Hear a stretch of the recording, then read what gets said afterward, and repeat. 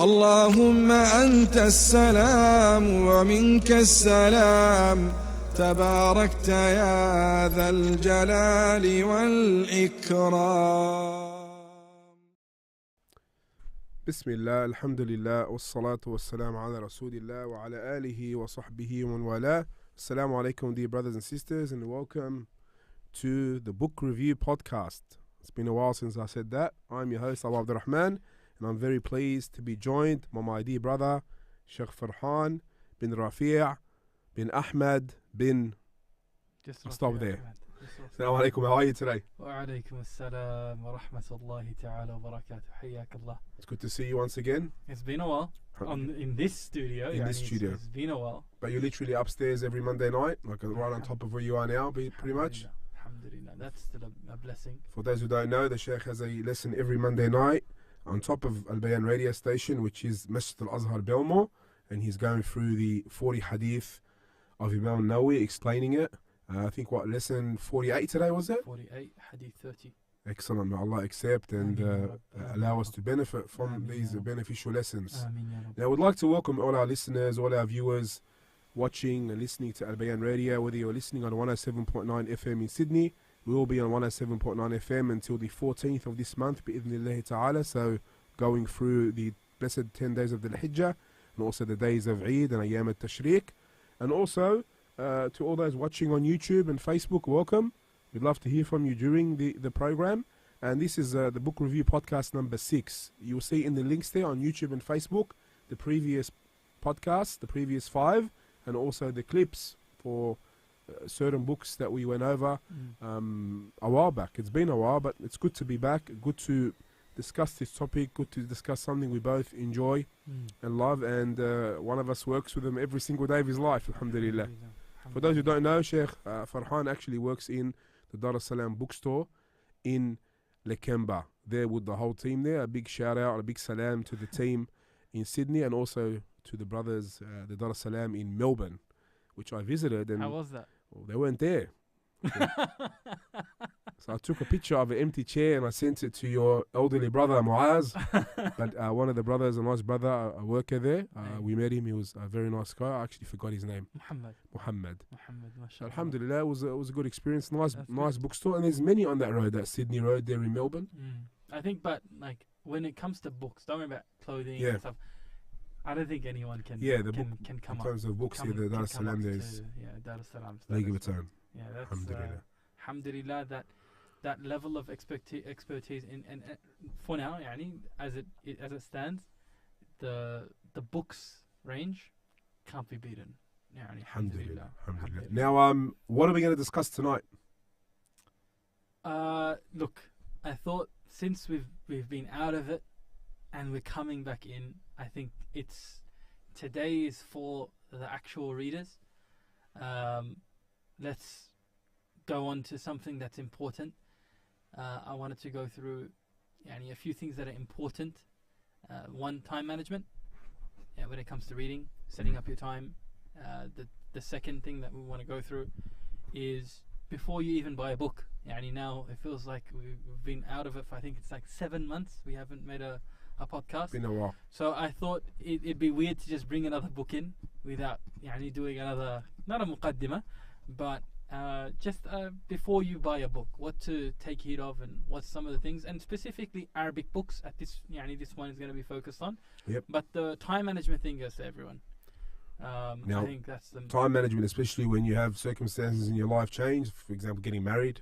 Yeah, I think I'm the one to blame. Some of us have got married recently. Yeah, alhamdulillah, I got married 7 months ago. Alhamd, that's a fadl from Allah subhanahu wa ta'ala, a big mercy of His.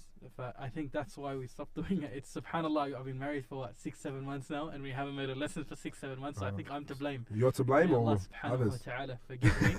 However, may Allah subhanahu wa ta'ala put barakah in all of the marriages of the Muslims, ya Rab.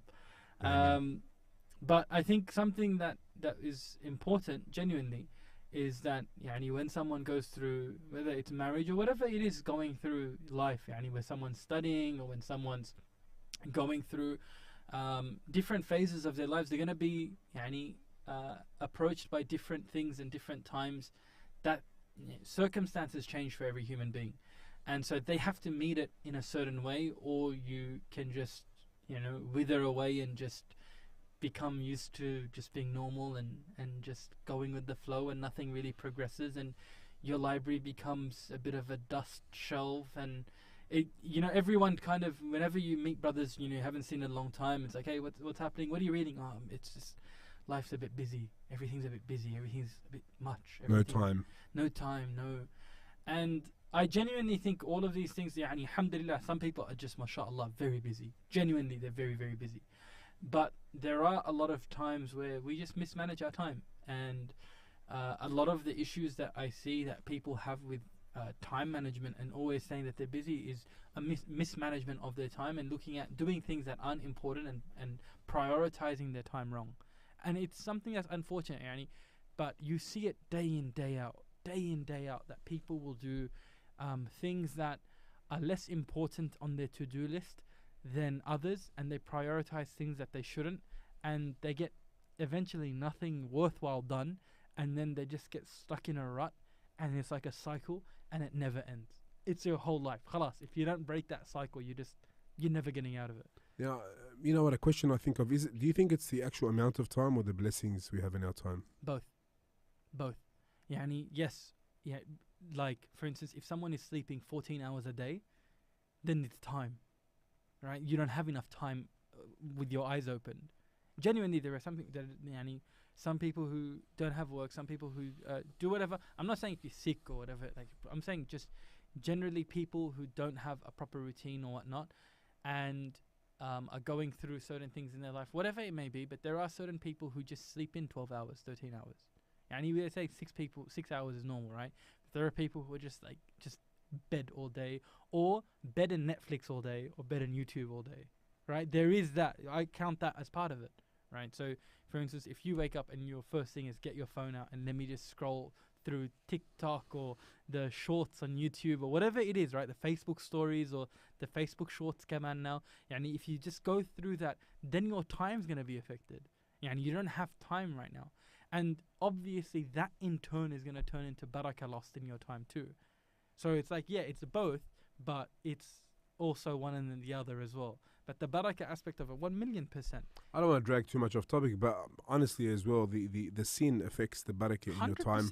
100%. Affects the knowledge that you may gain and reading ability. 1,000,000%. But if you look at the kuffar, right, and look at the really successful kuffar, the ones that are successful in this dunya, not the akhirah, right? Some of them are working 20-hour days. Some of them are working 18-hour days, 19-hour days. Some of them, they breathe their work. All they talk about is their work. They're just in it for the dunya.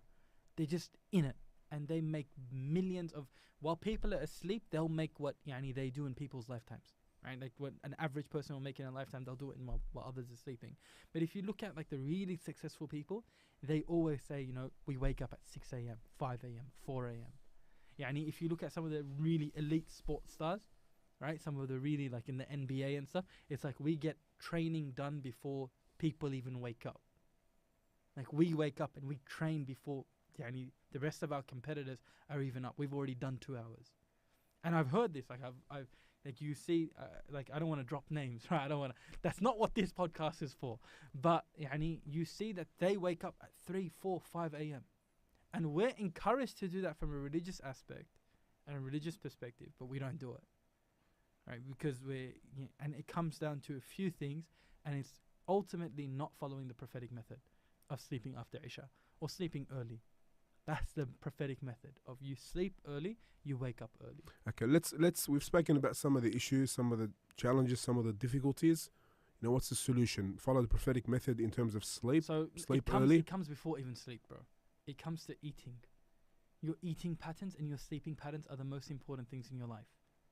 Obviously in a non-dini aspect, right? If you're eating 10 minutes before you sleep and you eat like the craziest meal that you can find, I'm talking about a triple patty burger with like extra cheese and like the stuff that I'd like, right? The stuff that like gets me going, like a fried chicken burger with like if you did that before you slept, averagely, not like a one-off, 5 minutes, 10 minutes before you sleep, do you think you're gonna get good sleep? Do you think you'll be able to sleep? I can't sleep if like, you know how they say I'm haddaming? Yeah. I've got a food coma. I can't sleep. I can't get up. I can't. I like how you use the Lebanese Arab there. No, but يعني I've grown up all my life in Bankstown and Greenacre, bro. You can't blame me. But يعني Muhammadi. Everything has an in at the end of it. But يعني if you're not gonna have, I'm not saying eat proper foods, eat your greens and stuff like that. I don't care about that. I care about the timing of your last meal. If it's 5 minutes before you're sleeping, you're not gonna get a good sleep. You're gonna just be uncomfortable to sleep. The thing that's happening in your body, the focus is not rest now. It's let me break down this meal. Yeah, let's be frank as well. Eating good, eating clean. Look, helps. I can't preach that because I don't care about Yeah, that. I'm not saying we are, but I'm saying I'm not gonna be. Disclaimer. Yeah, I'm not a health guru, but sometimes I know what I'm talking about. But what we're saying is, you eat clean, you eat good, you eat pure, obviously halal. 1,000,000%. It does help you in your day-to-day halal and routines. tayyiba, right? That's the method that we're supposed to. It's not just halal. It's lawful supposed to be good for you. Pure, tayyib, yeah. It's supposed to be good food, something that's rich in nutrients, something that's rich for you, for your body, something that's going to upkeep you. So that's the first thing. Eating timings, right? Okay, not eating. I'm not talking about the specific foods. I'm saying what affects your time frame is going to be eating time, right? So an hour or two before you do anything. Then the second is sleep. So they say, for instance, like the effect of phones, blue light on your eyes before you sleep affects the type of sleep that you have. Put your phone away completely. If you need an alarm clock, and this is something that I need to do, I use this as an alarm clock. But if you needed to do something properly, get an alarm clock to wake you up, right? But having the blue light and looking at it, that actually, it's actually proven now that affects the type of sleep that you have. But now there's options to turn that off. There's like blue light in the night mode. Samsung, like there's the eye comfort shield. There's also the dark mode. Yeah, so these stuff like all of these things affect your sleep, and they say that the effect of blue light on sleep is one of them. Like the blue light comes from, if someone doesn't know what blue light is, it's the light that comes from like the screens that you have. So your TV, your computer, your laptop, your tablets, iPad, your phone. It affects. It's a type of light that kind of keeps you awake. It's a light that it kind of tricks the brain in thinking that you're outside and you're in a process where you're not really inside. It's just a way to keep you up. And that affects the actual type of light that you look at. It has an effect of your rest and what's coming after as well. So that's all of that stuff is very important, bro. Like I have blue light glasses. Like just glasses that I use to actually, when I'm going through this, like when I'm going through my lessons or whatever I'm doing, if I'm researching on my phone or my laptop, I'll try to wear that as much as I can at home. So that's something that's on the side. Then the sleep itself, sleep at a time that's early and give yourself a good amount of time, a good amount of rest to wake up early and make sure that it's before Fajr. Yes. That's something that's obviously you have to important. Fulfill your obligations first before you worry about that which is less. I'm saying if someone can wake up 5 to 10 minutes before Fajr, the amount of just barakah that adds in your day is unbelievable. As we know, the best prayer after the obligatory is the night prayer. Right? So if someone can just, Sheikh Faiz, Hafidahullah, he gave us this, like, back in the days when the Fatawa classes were happening in Auburn. He was like, if you can't pray the entire night, just pray 2 rak'at at night. Just before Fajr. Just 2. It's 2 units. I'm not talking 11. I'm not talking. Just do 2. Just do 2 units. So I was like, okay, you know what? So if someone can wake up before Fajr, and if they can just do 2 units of prayer, even if it's like Qul Allahu Ahad, Qul A'udhu Birabbin Nas, it is, you don't understand, that's going to help you through your thing. So, through your day. So I reckon sleep, so food, digital, the social media and everything that's happening on the phones and your laptops and stuff, that all has it, and the time of when you go to sleep. All of that has an effect on your, this is where it comes to, has an effect on your output and what you're able to do in your personal life. So, we're talking everything that we're talking about is in the context of talab al-ilm, studying knowledge, pursuing knowledge. So, all of that has an effect of how much knowledge you can pursue and how much you can pursue and how much you can disseminate, how much you can actually take in and how much you can then spread, inshallah. But if you can't read and you can't even make the time for it, it's impossible. It's impossible. So if someone is waking up, praying Fajr in the house and then goes back to sleep, and this is the case, sometimes you're just wrecked, you know what I mean? And you wake up 10 minutes, 20 minutes before work and then you're getting up. Where did you study? Can't study at work, you got work obligations. You can't study after work because you got family obligations. You can't study after Isha because then you got private, you got your family now, your actual spouses, and you got. What do you do? When do you make time for your studies? That's the thing. You have to make time if you're really serious. If you're really serious, and I think the most important time for any student of knowledge, the serious students of knowledge, where the Prophet ﷺ says is barakah in, is the morning. We have been blessed in our mornings. We've been blessed. That's the prophetic statement. That this ummah, that this nation, its blessing is found in its mornings. So what does that mean? Is that we have to be active in that mornings. And the morning doesn't start like 9 a.m. like the kuffar, right? It's 8 a.m. mornings. Our morning at Fajr is at Fajr. So right now, it's very early. So you can be up and at it right in the morning. And I think that is probably one of the most forgotten times of our nation. But in a Western context, it's the most dead time in our lives. Your kids kids aren't up. If you have kids, may Allah subhanahu wa ta'ala grant anyone who wants kids, get them kids. Ya Rab. Anyone who's married. If their kids aren't up in the morning time, and your wives usually doing their own thing, they're not really, it's a time where it's very, very quiet in the house, right? No one's going to work in the morning, usually. I'm talking about a general household. It's a time where work usually starts at 8, 9, 10. You have 3-4 hours guaranteed. It's a time you don't have to take your kids to school. You don't have to get anyone ready. You don't have to do anything. All of that starts 7:30. I'm saying, what are you doing from 5? What are you doing from 6? So that is a very, very good hour and a half, 2 hours, 3 hours that you can really maximize what you do. And if it wasn't for that time, where else can you study in a Western context? Because you got a 9 to 5, and then you're spending an hour in traffic, and when are you doing your actual talab al-ilm? Yeah, you can do a class at night. Okay, hectic. That's an hour, give or take. When are you actually... I met a brother, subhanallah, recently, who says, he was going through Jami' al-Tirmidhi, he was going through Tafsir Tabari. And he was like, I'm doing like 70 pages a day. How are you doing 70 pages a day? So he was like, 3 hours, like I'm after Fajr, I do like 3 hours. And after, I do like half an hour, as much as I can. I do 70 pages a day. I'm like, bro, you're a tank. That's beast. You know what I mean? Like, he'll be finished in a mujallad. He can actually finish a mujallad in about a week. Say, average, 300-400 pages. You can finish a volume in a week. Let's get back to what type of reading as well. 100%. No. I'm not saying that, right? But I'm saying for that person, in 3.5 hours, he couldn't have found the time at night. He's doing it after Fajr. And I genuinely believe there's a type of barakah in there that you can just get more done. 100%. Or it's a different type of reading where you're fully aware, fully involved in what you're reading. So that hour, 2 hours, 3 hours in that morning, you can get what you normally do at night when your brain is tired. You'll take an extra half an hour, 2 hours maybe. If you do 2 hours, it'll take, like, you cutting the time down as well. So you're actually saving time. Okay, what do we say to the night owls? The night owls? Use the night. Some people may work in the afternoon shift. Some people may, Okay, so it like Allah subhanahu wa ta'ala has created the heavens and the earth in a certain way. And Allah subhanahu wa ta'ala has told us why the night was set for us, that it's a time for us to rest. So the human body is set in a certain way, right? So yes, you can ultimately change your body clock, 100%.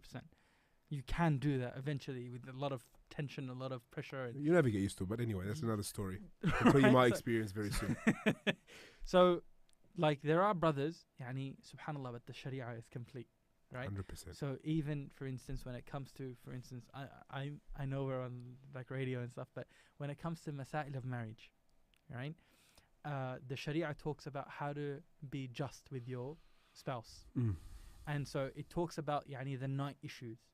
And there's a mas'ala in there. If someone has, I don't know if you want to say it, but in the Islamic context, if the brother is not able to be just with his spouse, and what does he do at night if he's like, for instance, if he's not layli, and if he's not someone who's a person who's up at night, it talks about them being just in the morning, making sure that they're just in the mornings. Subhanallah, the religion covers everything, right? That was probably the most obvious example that's given in the Sharia. But obviously, if someone is got a different perspective, he's waking up and sleeping at a different time, he has to do his rounds too. He has to do whatever he has to do too. So then it just depends on when he falls asleep and when it is. But when he wakes up, he still has that time frame. It's the same thing, just in reversed. Yani it's the upside down method. So he'll go to sleep usually after Fajr. I've met these brothers, they usually sleep after Fajr, but they'll wake up at like say Dhuhr or Asr. They'll get that 5 hours in. And so I'd say that moment there, grab it by their hands. But usually the brothers that do it at night, it's not the same barakah. You see them that they're tired. You see that their bodies are not holding up very well. They can do it for so long, but it's just, you see that they do, because like for instance, they might have like a few days off. And then they have to reverse the cycle for the 2 days. And then they have to get back on the cycle. It's crazy.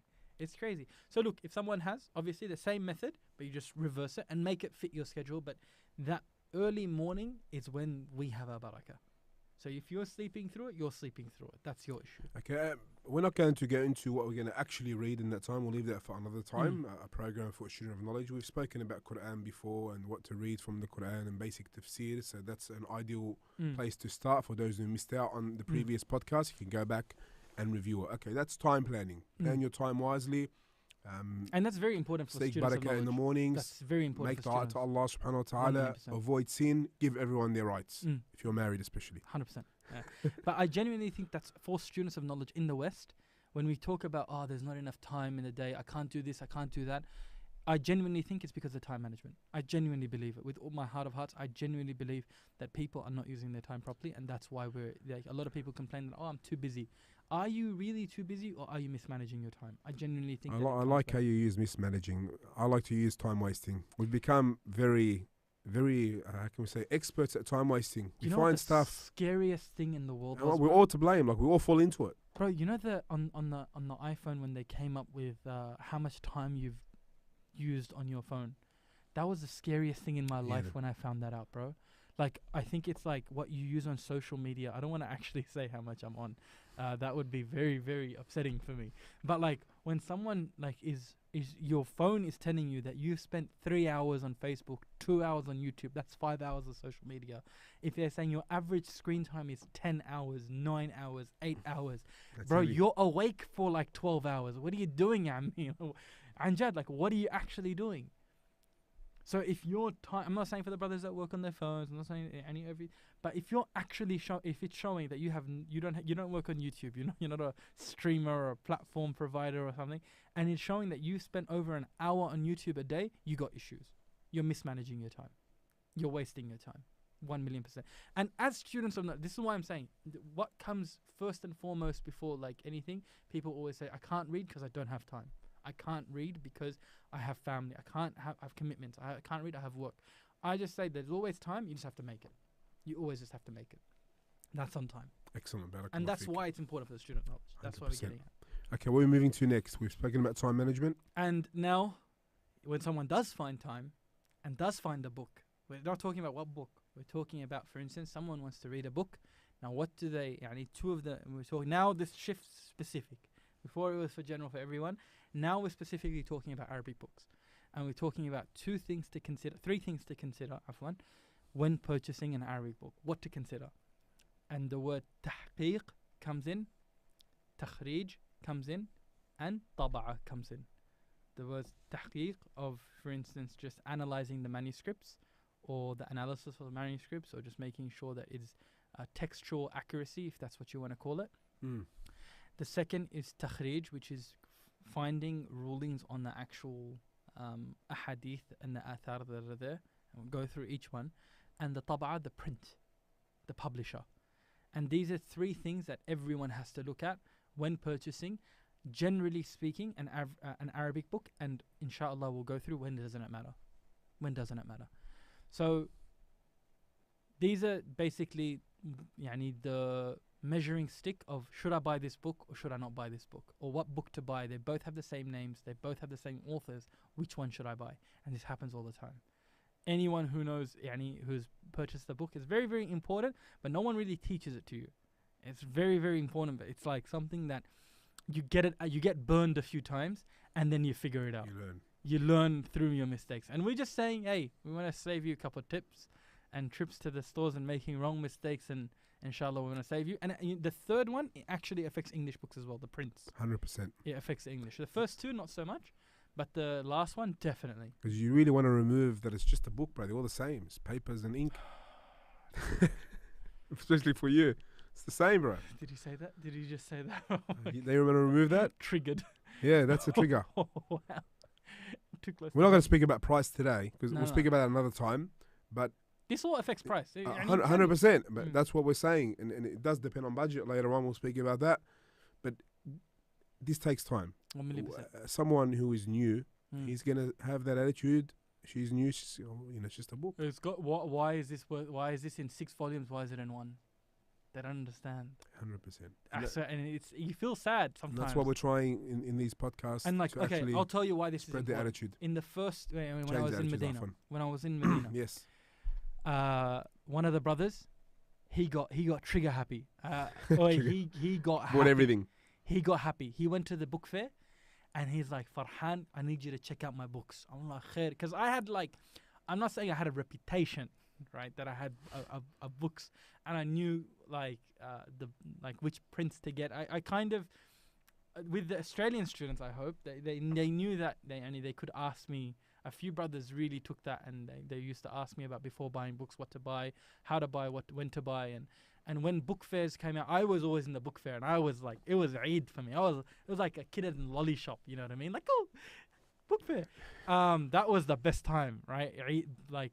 Book fair time was the best. So one brother, a beautiful brother, I'm not going to mention names. I'm not going to even mention the state, because you will all find him if you guys found out who he was. So it's someone who went to Jamia Islamiyya, the Islamic University of Medina, and he had some money, and it was a sizable amount. And he came and he went to the store, and he was like, I had a bunch of books that I wanted, of the ummahat, the things that everyone needs: Bukhari, Muslim, Fath al-Bari, Sir Alam al-Nubala, Isaba, like all the very, very important books that you want, Tafsir ibn Kathir, name it. He had a list, and he went to a shop, and it was one of the first shops, Allahu Alam, that he saw, or the shop that said, I have it all. So it's like, oh, hectic, this guy has everything that I need, right?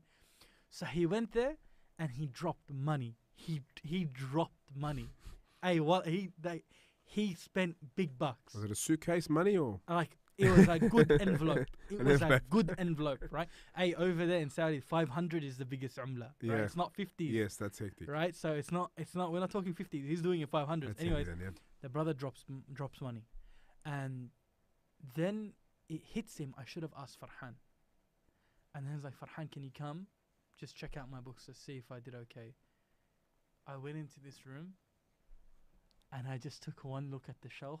It was 1, 2, 3. It was 4 shelves, full, decked out, completely decked out.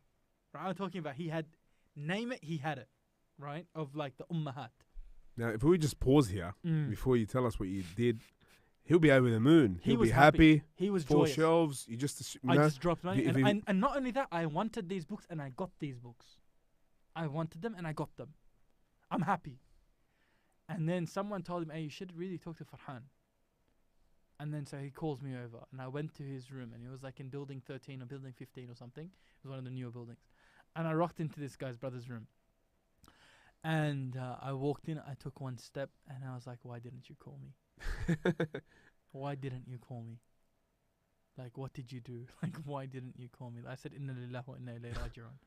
I was like, you just wasted like over 10 grand. Like in Saudi riyal, which is like what, like say 4 or 5 grand Australian. Plus, it was actually. So what was the main mistake? The prints, printing. The prints that he chose were like in the bottom of the food chain. Mistakes in prints, and this is why it's important. So why I'm getting to it, he bought the wrong book in every field. DKI. And not just that, he got Egyptian prints, and not all Egyptian print is bad. I'm saying he got the worst of them. A lot of them are. He got bad, and the thing is, it wasn't even cheaper. He got gypped as well, bro. So it's the same price tag sometimes. You're paying an amount, and it's worthless. It's not even worth the paper that it's on. That's how bad it is. So why is it? So then we go through 3 things. Tahqiq. What does tahqiq mean? So the olden days, we have to go back, all right? Back in the day, there wasn't printing press. There wasn't a system of I can manuscript, I have a book and I want to print out 1,000 copies. I do it like in a day or 2 days. It wasn't like that, how we do it today. Print on demand was a thing, but wasn't a thing that was automated, right? It was humans involved. So then you had manuscript. So a person will write a book, a manuscript. And this book then goes to his student. And a student writes out the book. Okay? Or there's a manuscript. We'll just go through different possibilities. We'll just go with that one. So the student writes out his book. And so his book is written according to the teacher's book. Right? So I want you to just have an example. Right?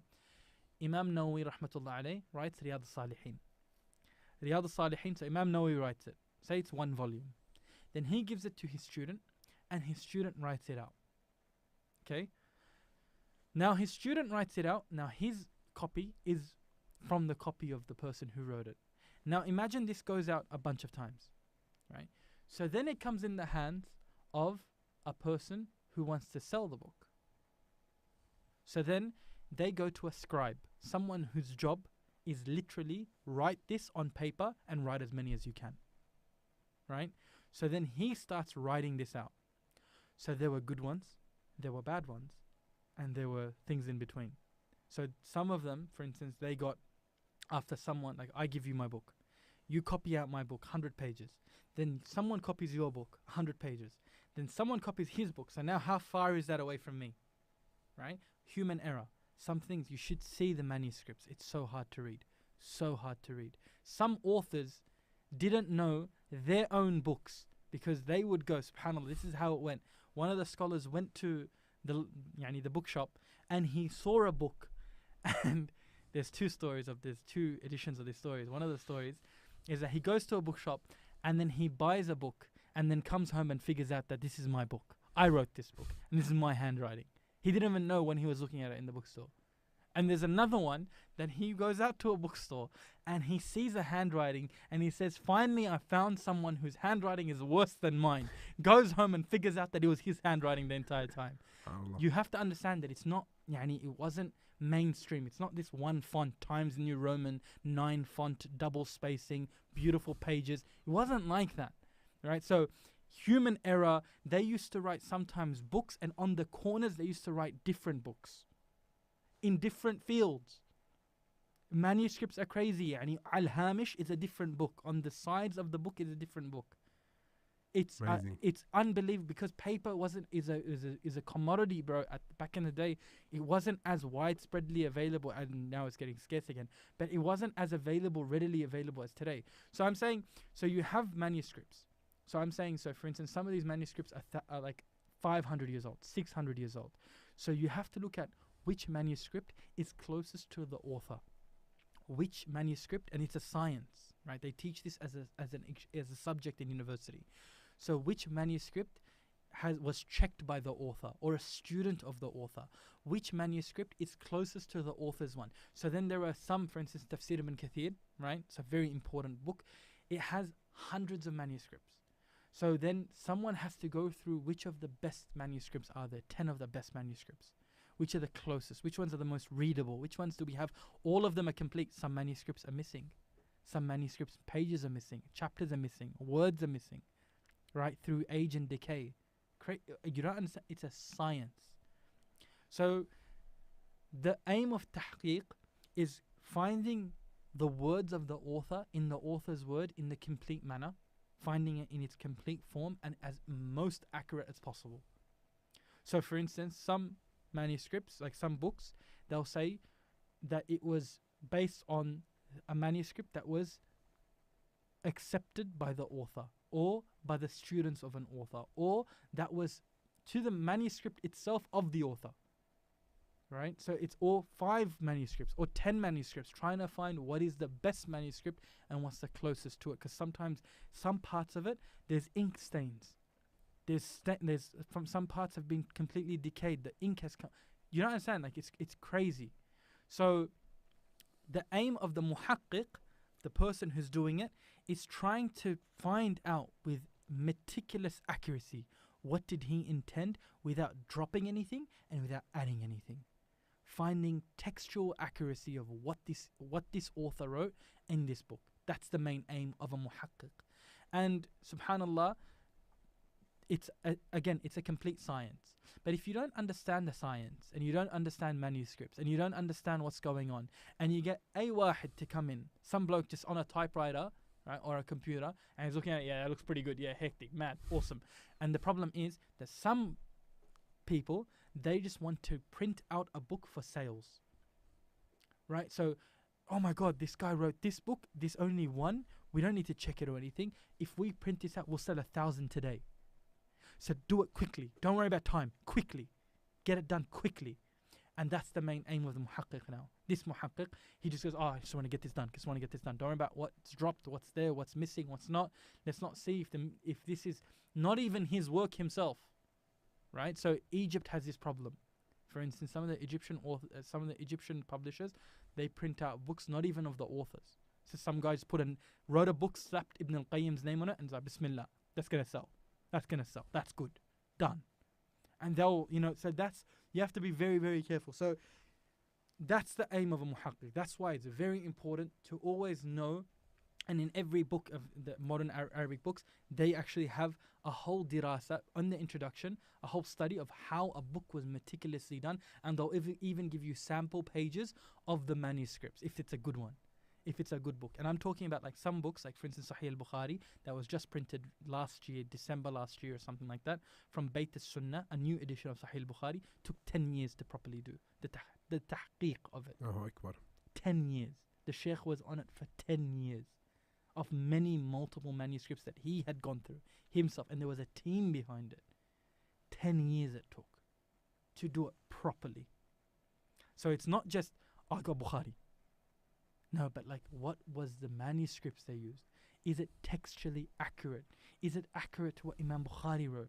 Is the wordings 100? You have to understand, the wordings of this religion is very important. Add a word, minus a word, you got a different ruling. That's right. Right? So the meticulous nature of this is very, very important. So that's what tahqiq is. So you have to know, is this book muhaqqaq? Some books, it's not even like, no one's actually gone through it. It's just like, all right, done. Just done. They don't even write who's the muhaqqiq. And this is now phasing out slowly, but it's still present. So that's the first thing, tahqiq. Make sure that it's a good tahqiq. How do you know it's a good tahqiq? What have the scholars talked about this issue? What are the manuscripts? Have they defined what are they looking for in the manuscripts? Or what are they basing it on? What are the things that they said they focused on? It's all written in the before the introduction of the author. This is from the actual person who's giving you the book. So it's very, very important. And sometimes, it makes a massive difference to the book that you're reading, because sometimes things can be missing in the book, things can be added in the book, things can be taken away from because just on his kayf. Like if he wants to do it, yeah, all right, done. And some wording, subhanallah, have been added onto some of the books of the Salaf and some of the books of the Imams just because clear-cut deviants did the works. So it's very, very important that you understand where it's coming from. What's the reason behind it? Why are they doing it? And what are they doing? And you have to sometimes, it makes a massive difference on the book that you're going to read. A very, very, like the Bukhari is an example. Zad al-Ma'ad is another example. Zad al-Ma'ad is a book that every person in Seerah loves. Everyone, Ibn al-Qayyim, rahmatullah alayh. Everyone knows that that's a go-to. If you're going to do Seerah, you have to read Zad al-Ma'ad. So before, there was one edition, there was a bunch of editions, but they were all based on just one manuscript or two manuscripts. And there was mistakes that were carried through from the manuscripts. So what did Dar al-Fawaid, which is now called Ata'at al-Ilm, and it's now been published by Dar ibn Hazm, what did they do? They went to the manuscripts again, and they found mistakes that were, they called it, like people have called it, not they called fahish, mistakes that were grave errors. Big mistakes, like for instance attributing certain things to Ibn al-Qayyim of the Prophet, like just next level mistakes, right? Things that make or break type stuff, that they found grave issues in the book, right? So that's what you have to make sure that whatever you're looking at is a good tahqiq. It's done properly. It's done by scholars and tullab ilm, students of knowledge. That's the first thing. And then you look at takhrij. It's always on every book. Huqiq. Like the tahqiq is done by so-and-so, and the takhrij is done on so-and-so, by so-and-so. Takhrij, what it is, so every book in Islamic book will have hadith and athar. Statements of the Prophet ﷺ and statements of the companions and the Salaf. Can we call it sourcing and grading the hadith, maybe? Sourcing and grading, yeah, that's done. That's better than what I did. What a guy. So basically, firstly, modern takhrij is not takhrij how we do takhrij. So the muhaddithin, takhrij for us has a specific meaning. When we studied takhrij, we used to, there's a difference between takhrij and azu. Azu is sourcing. And takhrij is grading and sourcing. It's both. So for instance, I want to show a difference between it. So if someone tells me that this hadith is found in Musnad Imam Ahmad or in Bayhaqi, right? Sunan al-Kubra, for instance. What benefit does that have to me as a reader that I know that this is in chapter 4 of Sahih of Musnad Imam Ahmad or in Bayhaqi? And I don't know if it's authentic or not. You haven't really done anything for me. You've just sent me to another place. So we call that azu. We don't call that as takhrij. But modern takhrij today, how people now print books, they'll just tell you where the hadith is. They'll say this hadith is in Musnad Imam Ahmad, this hadith is in Shu'ab al-Iman, this hadith is in this book and this book and this book. But they don't really help me in telling me what the actual ruling of the hadith is. Is sahih, is daif. Very important. And that's where you have to be a bit more careful. You won't find modern proper takhrij, generally speaking, on every hadith. It's very hard. But that sourcing, at least, it's very important, because sometimes, for instance, the author will say, وَفِي التِّرْمِذِي this hadith. And in Tirmidhi is a hadith, so and such hadith. But he made a mistake, it's actually in Ibn Majah. Or in, for instance, not even in the 6, it's in Muwatta. So the proper mukharrij, a proper one who's doing the takhrij, he will say, no, this hadith isn't in Tirmidhi. It's actually in Muwatta Imam Malik. Or for instance, he will say, this is in a manuscript of Tirmidhi that's found in this area. And it's not found in this manuscript that's found in another area. And that happens at Tirmidhi or Abi Dawood and other books as well. So some things that were found in the East and something that was found in other parts. So that's another can of worms, right? Another whole issue that you have to find. So takhrij is now split into two. Azwul hadith, sourcing the hadith, and the hukum al hadith. The hukum of the hadith itself. Al hadith. So the ruling of the hadith. Is it sahih? Is it da'if? Is it mawdu'? What is it? Am I taking this hadith? Am I not taking this hadith? So modern takhrij now, generally speaking, will take you just back to ihala and will take you back to azul hadith. We'll just tell you where to find it, and then you have to do your 1, 2, 3 of finding out whether a hadith. That 1, 2, 3, we're gonna have it. That's a whole. That was we took that in 4 semesters or 3 semesters in the university. It was long. It's not an easy process of finding whether a hadith is sahih or da'if. That's a whole different issue. Okay, now first you had tahqiq, which was credibility of the text and finding, bringing it into textual accuracy or whatever you want to call it. And the second would be sourcing and grading, which is takhrij. And then the third, that now you have a book that is properly written out and it's been sourced and referenced and it's been graded on. Now it needs to be printed. Now you need to bring this to the masses. You need to get a person to come and say, okay, I'll sell this to the people for you. And this is another issue. There are some people who take that manuscript and then get that properly into print, and some that stuff up. There was a book, I'm not going to mention the book because the Shaykh has passed away, rahmatullah alayhi, and he was not happy with how the book got published. But he spent maybe 20 years on the book, probably longer, right? And he gave it to them perfect. He gave them to the publisher in a very good state. And when it got printed, there were some chapters where there was no writing in it. The actual editing that they did was screwed it up. So they took the Shaykh's hard work and they printed it, and they made mistakes, whether it was in writing or they made mistakes, because the Shaykh was handwritten. The Shaykh, or even if it was typewriting, but they have to make it into their own formatting, they have to do their own thing, and during publication, it's screwed up, and the Shaykh was so upset.